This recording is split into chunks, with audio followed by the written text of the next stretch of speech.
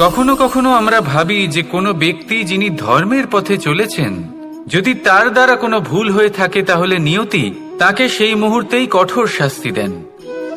কিন্তু সেই সব মানুষ যারা সংসারের সবথেকে বড় অধর্মী, বহু নিকৃষ্ট মানের কাজ করেন, তাদের নিয়তি অনেক সুযোগ দেন। তাদের নিয়তি এরকম কঠোর প্রহার করেন না। এই ভাবনা কখনো না কখনো মনে আসেই। ভেবে দেখুন কেন? আসলে জীবনকে বেশিরভাগ মানুষ একভাবেই দেখে থাকেন, বিভিন্ন স্তরে একে দেখা উচিত। এবার আপনি বলুন, এই সংসারে কোনো অধর্মী কখনো প্রেরণার উৎস হতে পারেন? কখনোই নয়। যে মানুষ নিজের আত্মাকে মলিন করে ফেলেছেন, তিনি এই সংসারকে কিভাবে প্রেরণা যোগাবেন? উনি নিজেই বুঝতে পারেন না কোনটা করা উচিত, ধর্ম কোনটা। তাই নিয়তি তাকে একটা সুযোগ দেন, এটা বোঝার সুযোগ দেন যে কোনটা উচিত, কোনটা ধর্ম। সুযোগ দেন নিজের বিবেক জাগিয়ে তোলার, তাকে সুযোগ দেন নিজের অন্তরাত্মার ডাক শোনার। যখন তাতেও কাজ হয় না, তখন নিয়তির কাছে একটাই পথ বাকি থাকে, আর তা হল মহাবিনাশ। মহাবিনাশ হয়তো দেরিতেই আসতে পারে, কিন্তু তা অবশ্যই আসবে। আর যখন মহাবিনাশ আসে, তখন মহাবিনাশের যন্ত্রণা সমগ্র মানব জীবনের যন্ত্রণার থেকে অনেক বেশি হয়। এই কথাটা সবসময় মনে রাখবেন। আর অন্যদিকে যে মানুষ ধর্মের পথে চলছেন, তার দ্বারা যদি কোনো ভুল হয়ে থাকে, তখন নিয়তি তার পরীক্ষা নেন।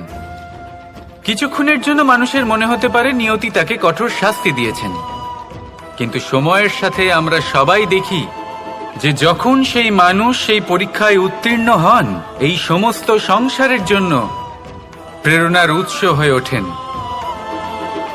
অর্থাৎ নিয়তি প্রত্যেক মানুষকে তার কর্ম অনুসারে উচিত ফলও দেন, উচিত শাস্তিও দেন।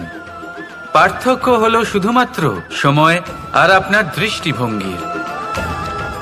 তাই ধর্মের পথে চলুন আর আমার সাথে ভালোবেসে বলুন, রাধা রাধা। আমাদের জীবনে অত্যন্ত গুরুত্বপূর্ণ একটা আশা বসবাস করে, বিশ্বাসের রূপে। বিশ্বাস যা আমরা ঈশ্বরের ওপর করি, ভাগ্য প্রারব্ধের ওপর করি, নিয়তির ওপর করি। যখনই ভালো কিছু হয় আমরা বলি এ হলো ঈশ্বরের দয়া, যখন খারাপ কিছু হয় আমরা বলি এ হলো ঈশ্বরের মায়া। কখনো ঈশ্বর বা ভাগ্য বা প্রারব্ধ বা নিয়তি। আপনি নিজে কোথায় তা কখনো ভেবেছেন? আপনি বিশ্বাস করছেন ঈশ্বরের উপর, প্রারব্ধের উপর, কখনো নিজের উপর করেছেন? আমি আপনাকে একটা সহজ কথা বলি, যদি আপনি ঈশ্বরের উপর বিশ্বাস রাখেন, শুধুই ঈশ্বরের উপর বিশ্বাস, তাহলে আপনি সেটাই পাবেন যেটা আপনার ভাগ্যে লেখা রয়েছে।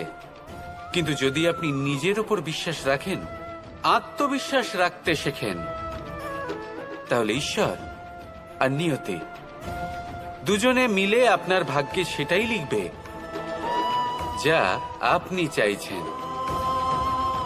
তাই মনে রাখবেন, সাফল্যের পথ হলো এই বিশ্বাস। নিজের আত্মবিশ্বাসকে ধরে রাখতে শিখুন, দেখবেন আত্মা প্রসন্নতায় ভরে উঠবে।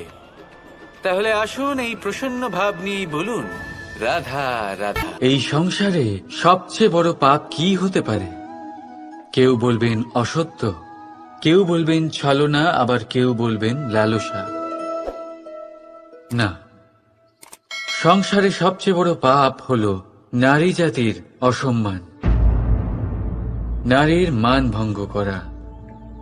কারণ এই অপরাধ কেবল নারীর শরীরকেই নয়, বরং তার মন আর আত্মাকেও আহত করে থাকে।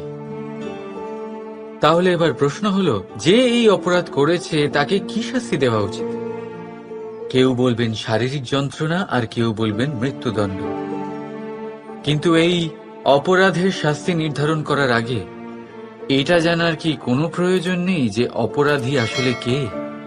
এখন আপনি বলবেন সহজ ব্যাপার, সেই পুরুষ যে নারীর মান ভঙ্গ করেছে।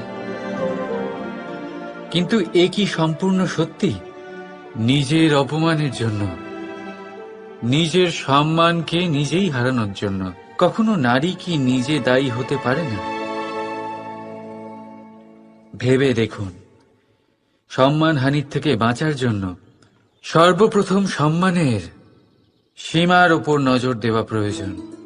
রাবণ সীতার হরণ এই জন্যই করতে পেরেছিলেন কারণ সীতা নিজের বোকামোর জন্য রাবণের সেই সীমা উল্লঙ্ঘন করা সহজ করে দিয়েছিলেন। কিন্তু অশোক বাটিকাতে সেই সীতাকেই রাবণ স্পর্শ পর্যন্ত করতে পারেননি, কারণ সে রাবণ আর তার মাঝখানে ঘাস দিয়ে একটা ছোট রেখা বানিয়ে দিয়েছিলেন। জীবনে না বলতে শিখুন। যদি কেউ আপনার সম্মানের সীমা পার করতে চেষ্টা করে তাহলে তাকে সেখানেই আটকাতে শিখুন। আপনার ওপরে ওঠা প্রথম হাত, প্রথম কটাক্ষ ওইখানেই আটকাতে শিখে নিন। তখন কোনো পুরুষের সাহস হবে না আপনাকে আবার অপমান করতে চেষ্টা করার, কারণ নারী জননী, পূজনীয়। তাই নিজেকে দুর্বল মনে করে আপনি অপরাধী হবেন না। রাধা